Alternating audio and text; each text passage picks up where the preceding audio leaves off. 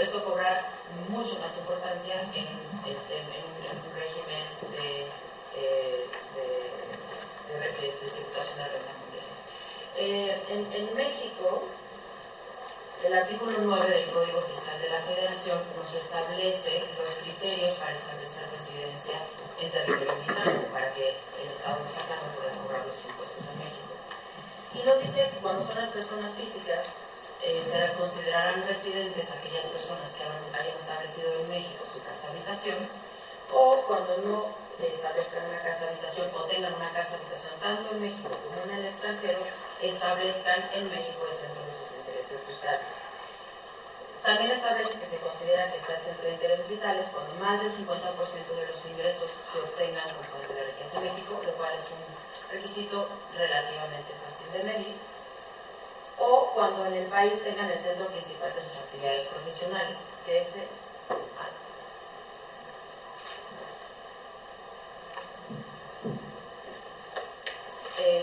o cuando en México tengan el centro principal de sus actividades profesionales.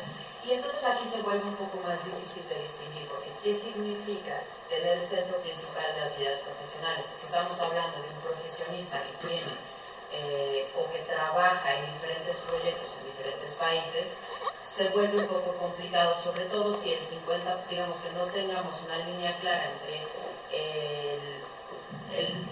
la cantidad de ingresos que obtiene, porque los tiene en diferentes proyectos en diferentes países. Entonces no llegaríamos nunca al 50%, y entonces tendríamos que establecer en qué país se obtiene la mayoría de los ingresos para poder establecer. Y aquí entonces nos vamos a otros criterios, ¿no? ¿Dónde tiene su casa habitación? ¿Dónde tiene su familia? ¿Cuál es el trabajo, digamos, de donde obtiene las mayores rentas? Y de esa manera podríamos establecer la residencia de una persona física.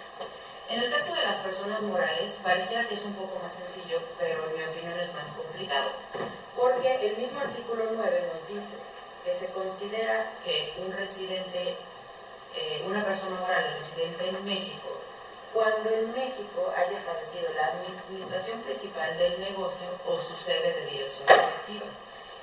Y estos dos conceptos pueden considerarse que es lo mismo o pueden considerarse que son diferentes. El reglamento nos trata de dar un poquito más de luz y nos dice que se considera que tiene la administración principal del negocio o sede de dirección efectiva. Entonces, de entrada, el reglamento ya está juntando estos dos conceptos. Cuando el territorio nacional está el lugar en el que se encuentren la o las personas que tomen o ejecuten las decisiones de control, dirección, operación o administración de la persona moral y de las actividades que ella realiza.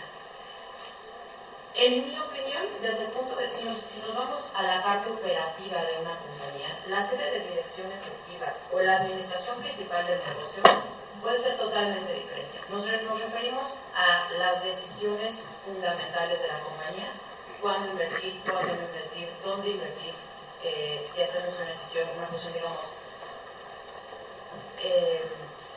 decisiones, digamos, ejecutivas. ¿A eso nos referimos o nos referimos a la administración del día a día?